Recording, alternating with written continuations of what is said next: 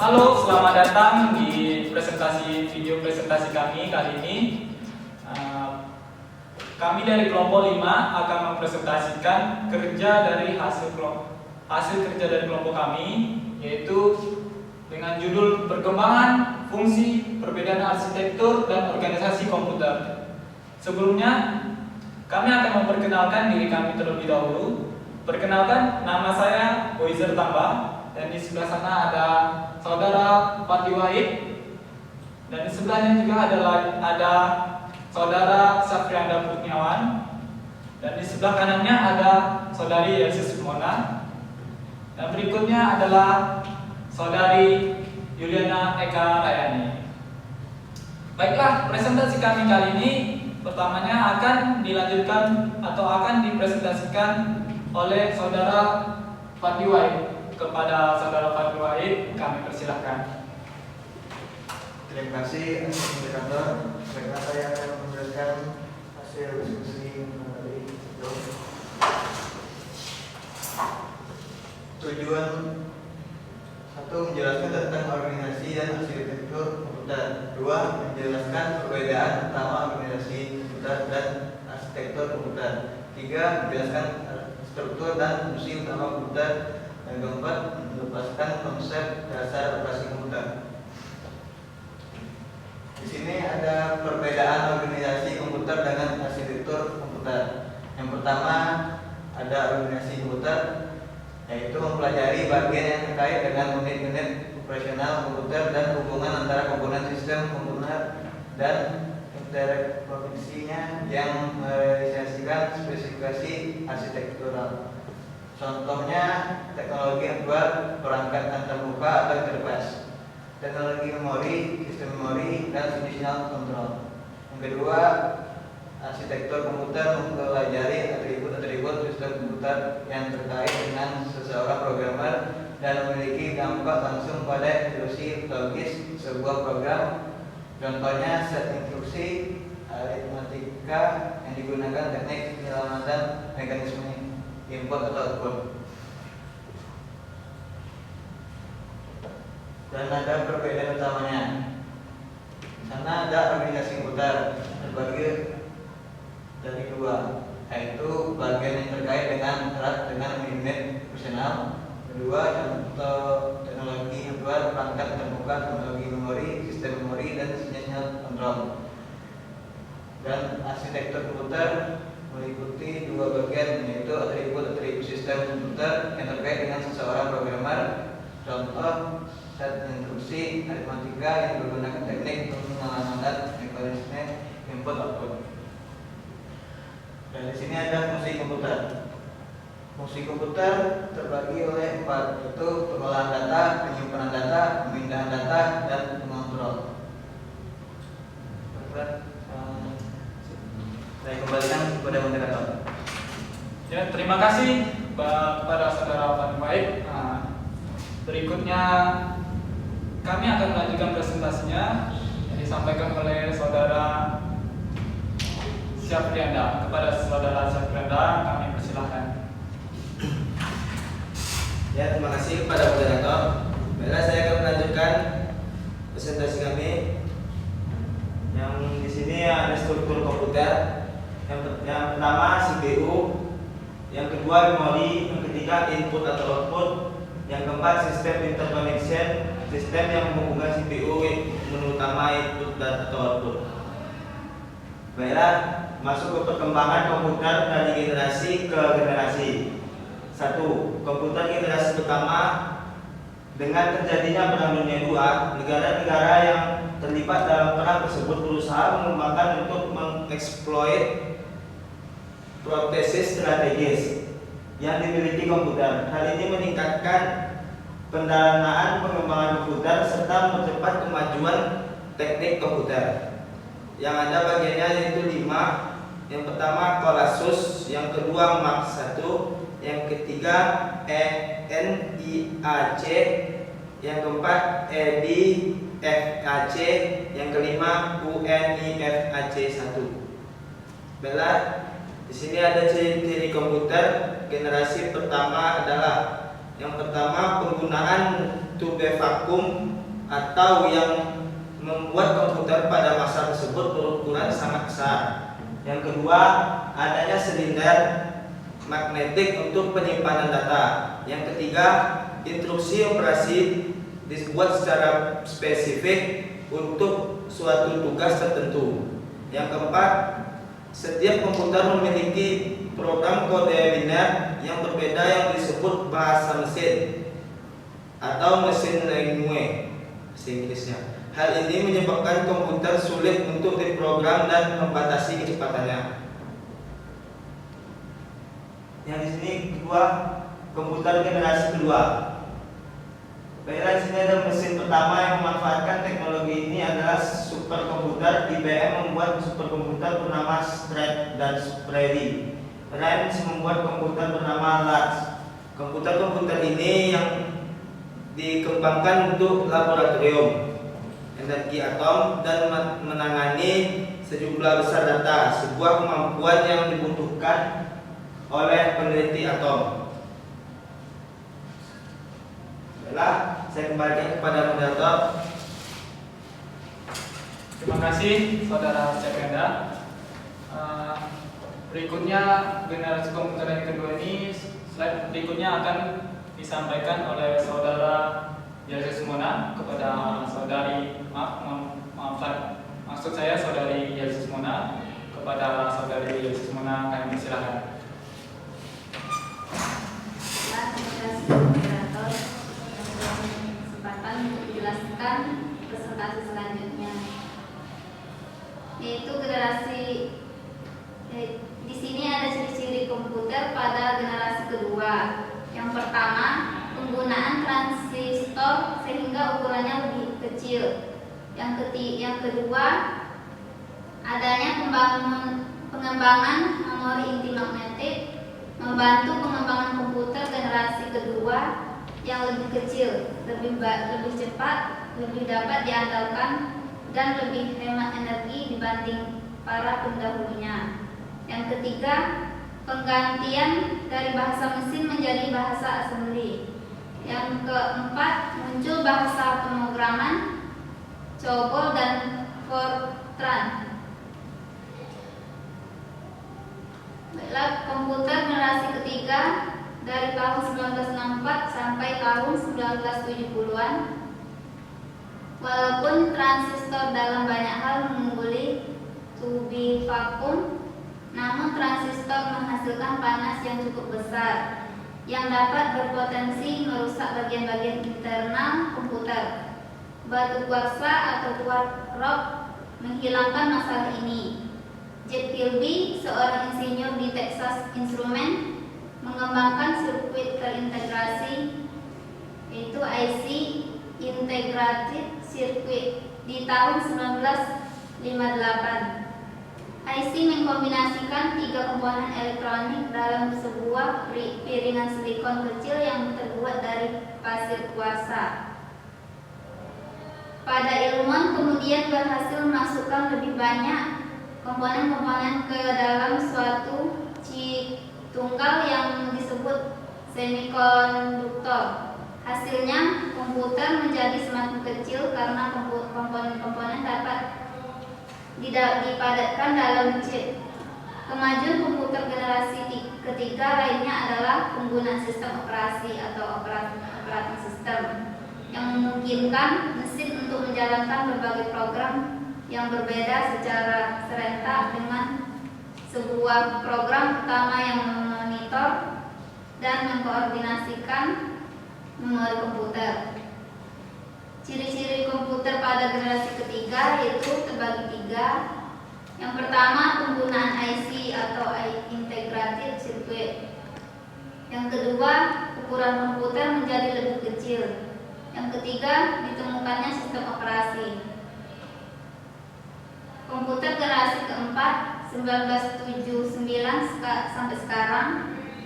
Setelah IC, tujuan pengembangan menjadi lebih jelas, mengecilkan ukuran sirkuit dan komponen-komponen elektrik. Large Scale Integration atau LSI dapat memuat ratusan komponen dalam sebuah chip. Pada tahun 1980-an, Very Large Scale Integration atau VLSI memuat ribuan komponen dalam sebuah chip tunggal. Ultra Large Scale Integration atau ULSI meningkatkan jumlah tersebut menjadi jutaan. Kemampuan untuk memasak sedemikian banyak komponen dalam suatu keping yang berkurang setengah keping uang logam mendorong turunnya harga dan ukuran komputer. Hal tersebut juga meningkatkan daya kerja, efisien dan keterandalan komputer. Baiklah, saya kembalikan kepada moderator. Terima kasih Saudari Mona. Berikutnya presentasi kami ini akan dilanjutkan oleh Saudari Eka. Kepada Saudari Eka, kami silakan. Terima kasih kepada moderator. Saya akan melanjutkan hasilnya dari Yesus Mona tadi, yaitu di sini komputer generasi keempat. Tadi sudah dibahas. Nah, saya akan melanjutkan lagi. Perkembangan yang demikian memungkinkan orang-orang bisa untuk menggunakan komputer biasa. Komputer tidak lagi menjadi dominan perusahaan-perusahaan besar atau lembaga pemerintahan pada pertengahan tahun 1970-an. Perakitan komputer menawarkan produk komputer mereka ke masyarakat umum. Komputer menawarkan produk komputer mereka ke masyarakat yang disebut dengan mini komputer, dijual dengan paket piranti lunak yang mudah digunakan oleh kalangan awam. Piranti lunak yang paling populer pada saat ini adalah program word processing dan spreadsheet pada tahun 1980-an. Coba Andre. Terima kasih Saudari Yesus Mona. Baiklah, berikutnya presentasi kami akan dilanjutkan oleh Saudari Yuliana. Kepada Saudari Yuliana kami persilakan. Terima kasih kepada moderator. Saya akan melanjutkan dari Yesus Mona tadi, yaitu komputer generasi keempat saat 1979 sampai sekarang. Itu perkembangan yang demikian memungkinkan orang-orang masalah untuk menggunakan komputer biasa. Komputer tidak lagi menggunakan dominasi perusahaan-perusahaan besar atau lembaga pemerintahan.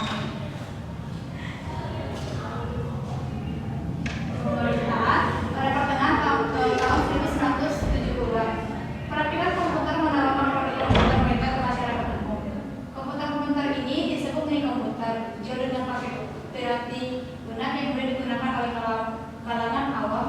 Piranti lunak yang paling populer pada tahun itu adalah program word processing dan spreadsheet pada tahun 1980-an.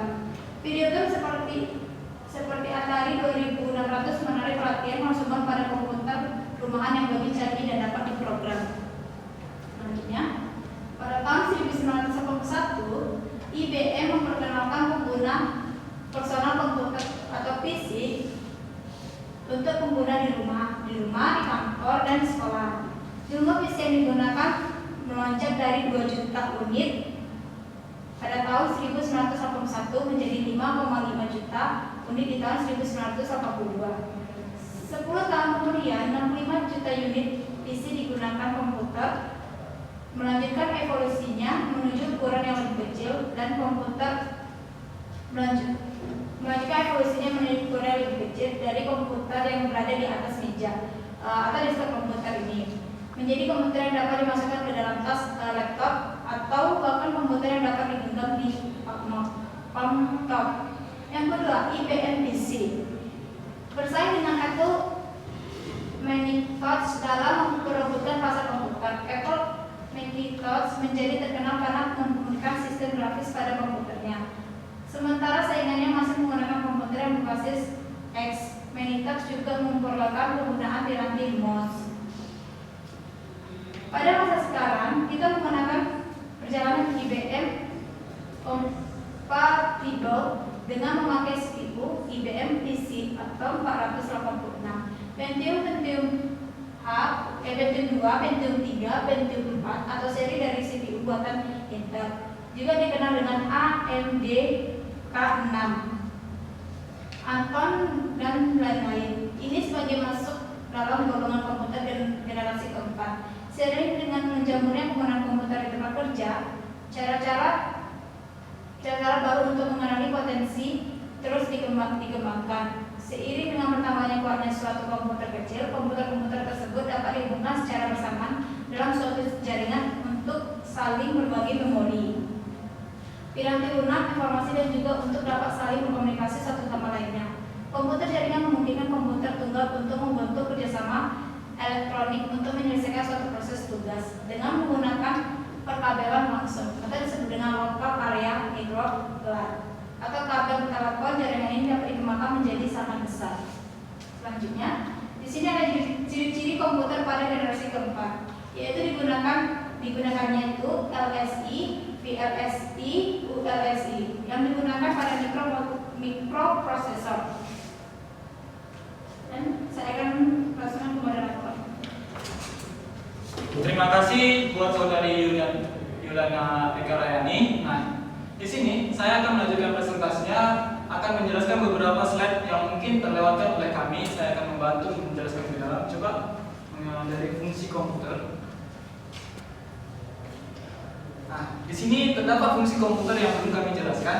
Di sini adalah yang pertama penggunaan data. Penggunaan data di sini dalam komputer itu terdapat beberapa data atau bahkan lebih seperti data-data yang kita miliki atau data yang sudah terdapat pada komputer tersebut. Kita dapat mengolahnya menjadi atau merubah menjadi seperti yang kita inginkan. Yang kedua itu ada penyimpanan data. Data yang sudah kita olah atau kita rubah, kita dapat simpan dalam komputer.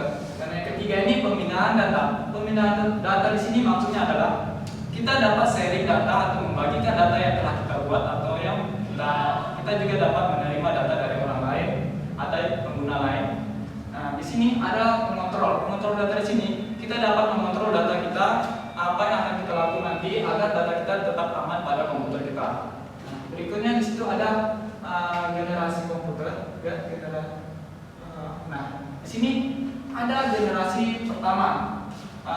Contohnya di sini generasi pertama itu adalah Colossus. Colossus ini adalah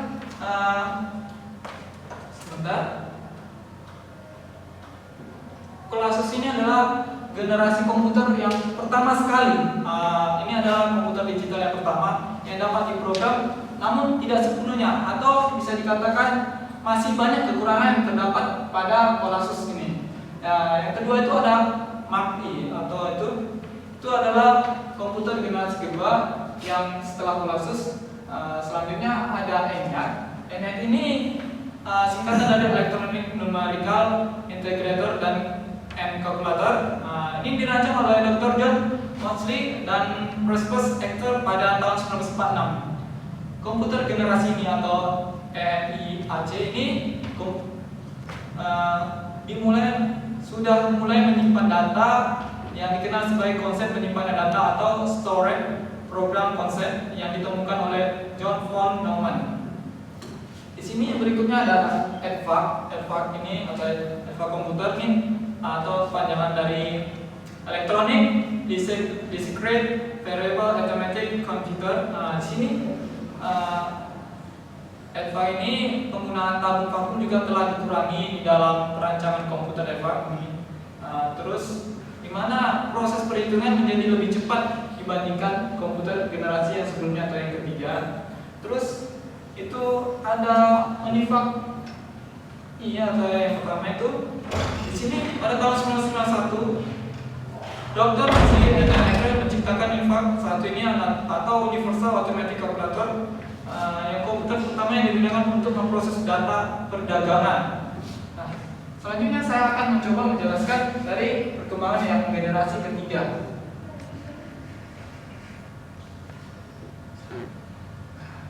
Di sini ada ciri-ciri komputer pada generasi ketiga ini. Ada 3 penggunaan IC atau integrated circuit. Maksud di sini sirkuit interintegrasi.